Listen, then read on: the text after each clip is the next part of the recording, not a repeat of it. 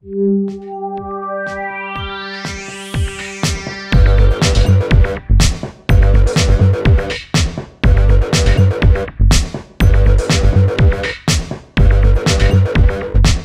hot, just the way you like it. Here's your weekly serving of food, news, and views. Tim Beeman, Stephanie Hess, and Nikki Miller-Ka are Tart and Tangy Triad.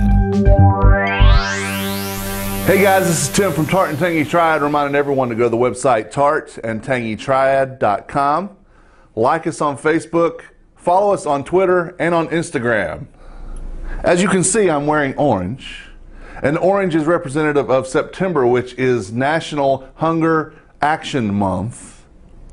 The entire month of September is Hunger Action Month. Yesterday, the 3rd of September, was Hunger Action Day, and that was the actual day of awareness. The Less Desirables even changed their green TLD to orange for the day, and we usually do that. So it's something we really take seriously. Did you know that 1 in 4 children in North Carolina suffer from undernourishment and hunger? Well, it's true. And you should take the pledge to actually tell at least one person about hunger every day. You don't have to give any money right now, but what we would like you to do is go to the website that's here on the bottom of the screen and pledge your support, just the commitment to tell someone about hunger every day. Stephanie's going to talk about baguettes because we like baguettes, we like French food. But it's actually about the bakers, not so much the bread. Anyway, you'll see. I'll leave it to her. I do want to speak real quick about Washington Perk and Provision Company, our official sponsor. They have biscuits. That's what I'm going to have whenever I get done with this. It's early in the morning on Friday morning. I'm going to have a chicken biscuit. I'm going to have a sausage biscuit. They have a steak and cheese biscuit. They have a bacon, egg, and cheese biscuit. The biscuits that you think that you would want, they have those biscuits. They have it right in the coffee shop where they also sell Larry's Beans coffee.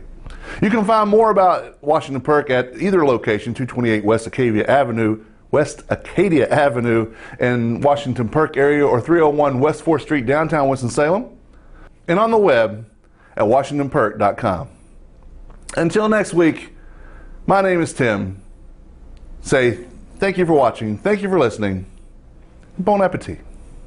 Well, hi everybody, happy Friday. And as you know, because you listen to our show every single week, I was talking about baguettes, or French bakers to be more exact, earlier this week on our show. And I want to tell you a little bit more about baguettes. Baguettes were actually not referred to in that way until about 1920, even though they've been around for a little bit longer. They actually go back to about the 1800s. It was a peasant bread. It was usually made from wheat or rye, or buckwheat. As I mentioned on the show, and hopefully you listened, a shortage of these said bread products in 1789 led to riots, which are part of the French Revolution. So the result of that was that there have been a lot of laws placed on bakers to make sure that they keep their supply going, because baguettes are very important. Now, they really rose to popularity about the 18th century, and it was when the white flour became more available. It wasn't something just for the rich anymore. And they also developed a way of baking them in steam ovens so that they would get that crusty outside and that soft white center that we like. And back then they were making them about the size, sometimes even 6 feet long, which we probably don't see much of today. So there was actually a law passed in 1920 that prevented workers from starting before 4 a.m. And because of that law, and I don't know what it was for, but because of that law, the bakers couldn't get the bread made ready in time for breakfast, because bakers' hours are very early. So it's one of the reasons why they changed the way they made the baguettes in the steam oven, so they could get them done faster and get them done in time for breakfast every morning. And there is nothing like walking past a bakery in Paris at about 6 a.m. You should all try it. And I hope you have a wonderful weekend. See you next week. The views and opinions expressed in this podcast are solely those of the contributors and are not necessarily shared by our distributors or hosting company.